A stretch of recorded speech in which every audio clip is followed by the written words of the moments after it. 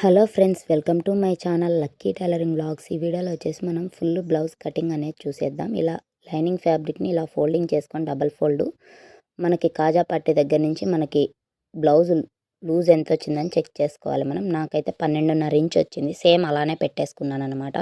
ఇప్పుడు back part height అనేది marking చేసుకుందాం. కింద వైపున ఏమైనా కోరాస్ ఉంటే లైన్ వేసుకొని మనం కటింగ్ చేసేసుకోవాలి నీట్గా స్ట్రైట్గా. ఇప్పుడు వచ్చేసి నేను నడుము పట్టీ కోసం ఒకటి మీద 2 గీతలు మార్కింగ్ చేసేసాను. ఆ మార్కింగ్ చేసిన దగ్గర నుంచి మనం బ్లౌజ్ హైట్ అనేది షోల్డర్ వరకు, కింద వైపు టక్స్ నుంచి షోల్డర్ వరకు ఎంత వస్తుందో చెక్ చేసుకొని పై వైపున ఖర్చు కోసం ఒక 1/2 ఇంచ్ అనేది ఎక్స్ట్రా తీసుకోవాలి. ఇప్పుడు వచ్చేసి మనం ఈ లైనింగ్ ఫ్యాబ్రిక్ని ఇలా డబల్ ఫోల్డ్ అనేది చేసేసుకుందాము. ఎందుకంటే మనకి ఫ్రంట్ బ్యాక్ రెండు ఒకేసారి వచ్చేస్తాయి అన్నమాట. పైన ఖర్చు దగ్గర నుంచి ఫోల్డింగ్ చేసుకోవాలి. ఏమైనా హెచ్చు తగ్గుంటే నీట్గా తీసుకొని బ్యాక్ మనము ఎంత హైట్ అయితే తీసుకున్నామో ఫ్రంట్ కూడా అదే హైట్తోనే టేప్తో చెక్ చేసుకొని మార్కింగ్ అనేది వేసుకోవాలి. ఖర్చుతో సహా కలిపి మార్కింగ్ అనేది వేసేసుకోవాలి మనం హైట్ చూసుకొని. అయితే మనం నెక్ విడ్త్ అనేది తీసుకుందాం. నేనైతే 2.5 ఇంచ్ తీసుకుంటున్నాను నెక్ విడ్త్.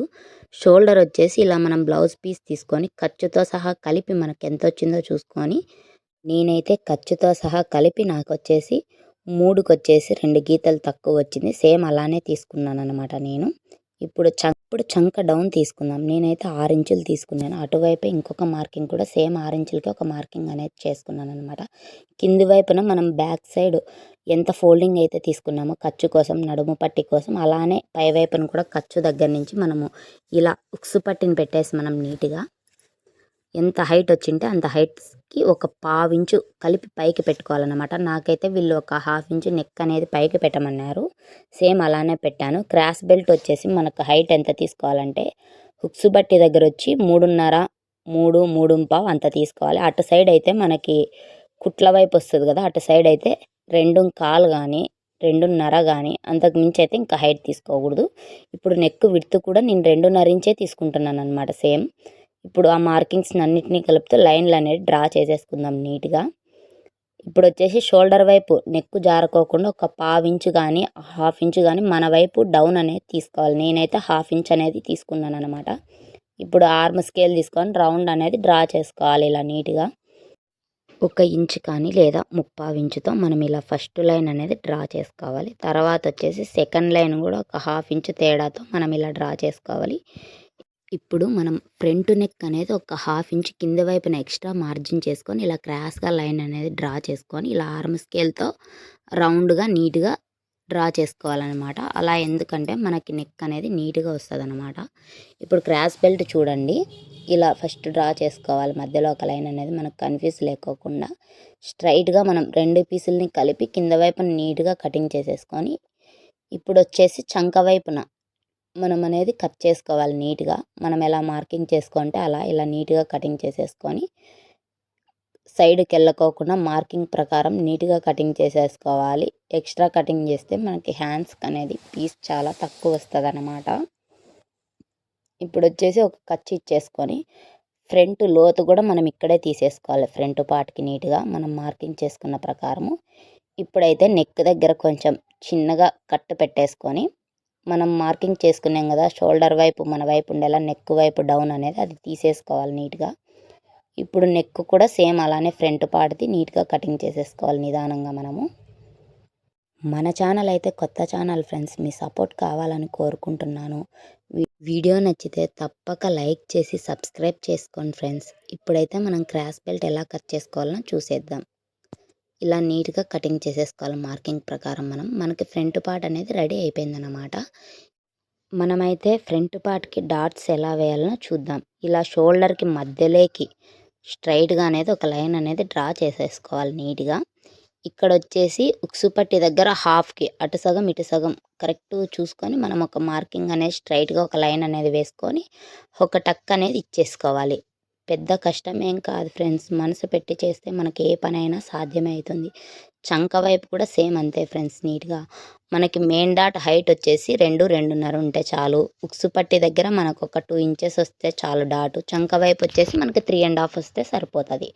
ఇప్పుడు వచ్చేసి బ్యాక్ పార్ట్కి మనము నెక్ అనేది డ్రా చేసుకుందాము. బ్యాక్ పార్ట్ ఇలా ఫోల్డింగ్ చేసుకొని హైట్ ఎంత వచ్చిందని చూసుకొని ఒక 1/2 ఇంచు పైకే మనం మార్కింగ్ చేసుకోవాలి. ఎందుకంటే మనం బ్లౌజ్ ఫోల్డింగ్ చేసినప్పుడు మనకి కరెక్ట్గా వస్తుంది. నెక్ విడ్త్ వచ్చేసి పైన వచ్చేసి 2.5 కదా, కింద కూడా అంతే. మరి పక్కన వచ్చేసి ఒక 1/2 ఇంచ్ కానీ 1 ఇంచ్ కానీ 1.5 కానీ మన ఇష్టము. నేనైతే 1/2 ఇంచే తీసుకుంటున్నాను, ఎందుకంటే వీళ్ళు థ్రెడ్స్ అనేది పెట్టుకోరన్నమాట. అందువల్ల నేను 1/2 ఇంచే తీసుకుంటున్నాను. నెక్ అనేది మనకి జారిపోదన్నమాట, షోల్డర్ పైన ఫిట్గా కూర్చుంటుంది.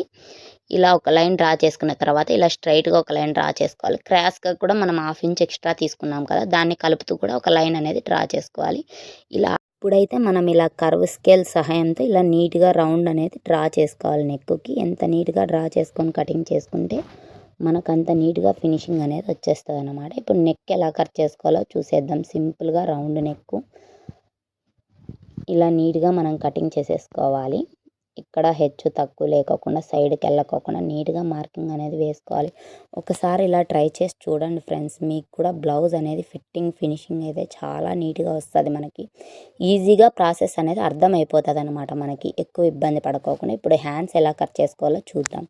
బాడీ పార్ట్ అంతా కట్ చేసుకోగా మిగిలిన క్లాత్లో మనం హ్యాండ్స్ అనేది రెడీ చేసుకుందాం. ఇలా నీట్గా హెచ్చు తగ్గు ఎక్కడా లేకోకుండా మార్జిన్ వేసుకొని నీట్గా కటింగ్ చేసేసుకోవాలి. ఇలా బ్లౌజ్ హైట్ ఎంత వచ్చిందని చెక్ చేసుకోవాలి. నాకైతే కరెక్ట్గా వచ్చింది. ఎంత వచ్చింది వాళ్ళు బ్లౌజ్ మెజర్మెంట్కి ఎంత ఇచ్చింటే అంత 7 ఇంచెస్ కరెక్ట్గా వచ్చింది.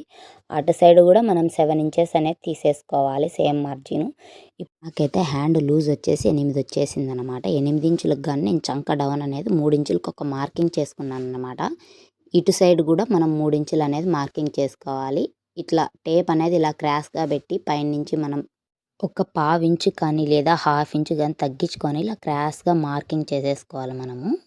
తర్వాత వచ్చేసి ఇట్లా టేప్ని ఇలా ఫోల్డింగ్ చేసుకొని మధ్యలోకి అనేది మనకి మడుచుకున్న తర్వాత ఒక లైన్ అనేది వేసుకోవాలి. ఇప్పుడు పైన వచ్చేసి హ్యాండ్ హైట్ దగ్గర షేప్ డ్రా చేసుకోవడానికి 1 మీద 2 గీతలు అనేది మనం మార్కింగ్ చేసుకోవాలి. ఇప్పుడు ఇవన్నీ కలుపుతూ లైన్స్ అనేది డ్రా చేసుకోవాలి. ఇలా నీట్గా డ్రా చేసుకున్న తర్వాత ఇప్పుడు మధ్యలో కూడా ఈ 3 ఇంచులు అనేది తీసుకున్నాం కదా చంక లోతుకి హైట్కి, ఆ మధ్యలో కూడా స్ట్రైట్గా 1.5కి ఒక లైన్ అనేది స్ట్రైట్గా మార్కింగ్ చేసుకొని ఈ బాక్సెస్ అన్నిటినీ కలుపుతూ ఇలా లైన్ అనేది డ్రా చేసుకోవాలి. మనకు అప్పుడు ఒక 4 బాక్సెస్ వస్తాయి. ఇప్పుడు కర్వ్ స్కేల్ సహాయంతో మనము ఇలా చంక డౌన్ తీసే హ్యాండ్ స్కేల్ సహాయంతో ఇలా నీట్గా మనం మార్కింగ్ అనేది చేసుకోవాలి. అలానే లోతు కూడా ఇలా ఒక 1/2 ఇంచు కానీ 1/4 ఇంచు కానీ మనం తీసేసుకోవాలన్నమాట. మన బ్లౌజ్కి వచ్చిన వెడల్పును బట్టి చూసుకొని మనము 8 ఇంచులకైతే ఒక 1/2 ఇంచు కానీ 3/4 ఇంచు కానీ ఖచ్చితంగా తీయాలి. ఇప్పుడు ఈ మార్కింగ్స్ ప్రకారం నీట్గా హ్యాండ్ అనేది కట్ చేసుకోవాలి. మనకి హ్యాండ్ అనేది పర్ఫెక్ట్గా రెడీ అయిపోతుంది అనమాట.